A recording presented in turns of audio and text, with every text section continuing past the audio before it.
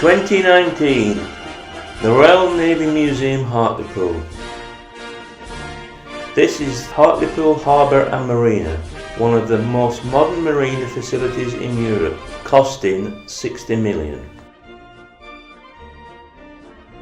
We are here to see HMS Trincomalee, and we start on the dockside looking at some of the exhibits like the ship's bell. From here we have a good view of the ship itself.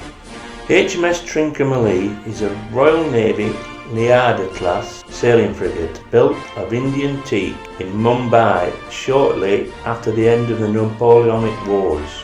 She was originally launched in 1817 and is one of only two surviving British frigates from that era. She is 180 feet long, 39 feet wide. On the main deck are the wheel, the capstans and the masts. The main mast is 153 feet high. The marine is guarding the entrance to the captain's cabin. Once inside we can see the captain's cot and the view outside. In the captain's cabin, 4 cannons are stored away for action. The captain had the choice of 2 toilets depending on which way the wind was blowing, one on the port and one on the starboard. This is the room with a view.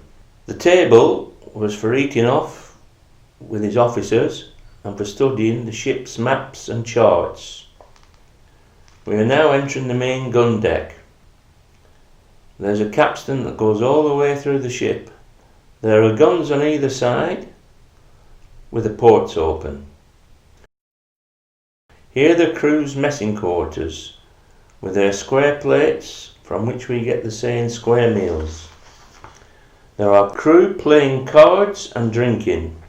They could buy extra food and drink from their wages. The games included dominoes and making scrimshaw, carved bone or ivory. As we come round we see some hammocks set up, and here is the officers' mess on the lower deck where the officers and marines lived. And now we go below deck where there are stores.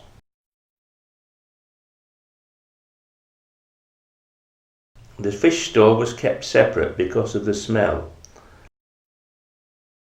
And here's the spirit store where there was always an armed marine on guard. The box lamp is enclosed for safety behind glass. We are in the copper-lined powder and shot magazine. Then we leave there and see the ropes and tackles and blocks necessary for moving the guns, sails and stores within the ship. We are coming down to where all the food and water were stored in barrels. In 1850 she had a water tank put in, which made a big difference to the crew's health because it kept the water fresher for longer. There are some cannonballs stored away and some more ropes and tackles. A hoist that goes all the way through the ship.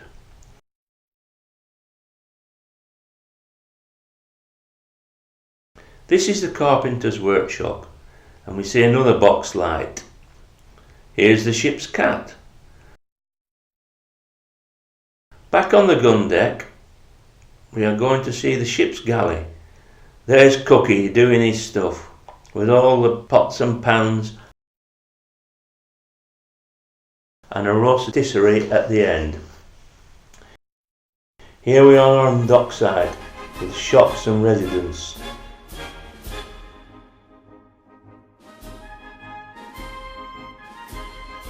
There's the boatswain mate.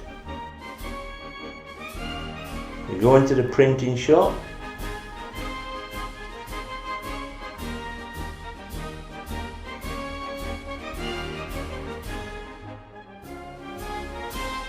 And then we're in the captain's lodgings. The captain's looking like he's got a bad case of gout.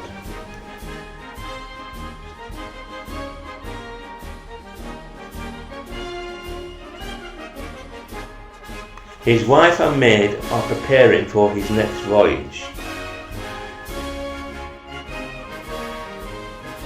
We go in the design office, and here we see the designer trying to persuade the Admiralty officers to pass his designs for his latest ship.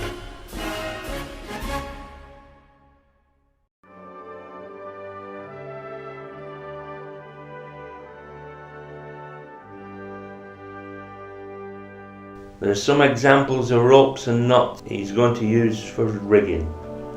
The ship's chandlery is where you could buy nearly everything you needed for the ship and the voyage.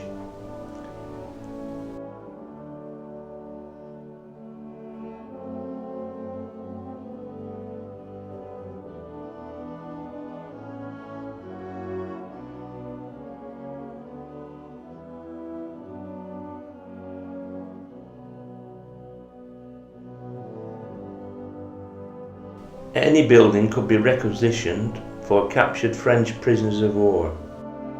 This is the tailor's shop for officers to purchase their uniform. There wasn't a standard at the time, and officers could choose their own design.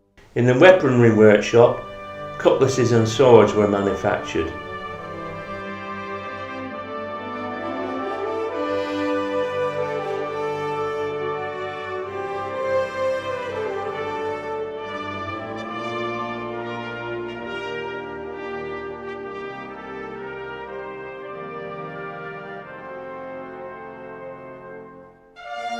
Here is the gunsmith shop with a selection of pistols in the window.